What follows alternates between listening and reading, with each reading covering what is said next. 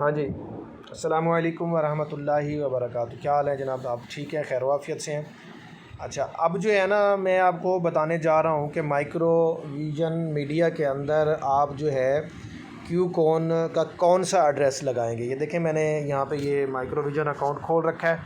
मेरे पास 13,700 रुपये, तो मैं आज विड्रा लगाने लगा हूँ 3,700 की। तो ये मैं विड्रा पे आ गया। अब बैंक विड्रा है और साथ में यूएसडीटी का, तो मैं यूएसडीटी पे क्लिक करता हूँ। वो कहता है कि you have not bound the USDT address yet, do you want to bind it no. तो मैं कहता हूँ कन्फर्म।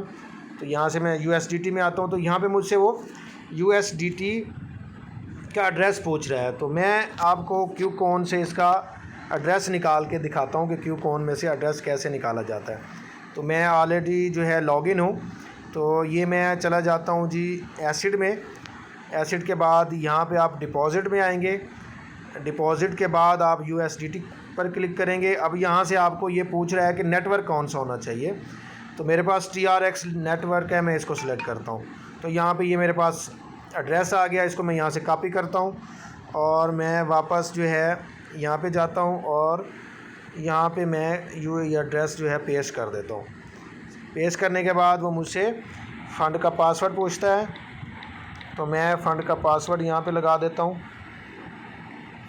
तो ये मेरा जो है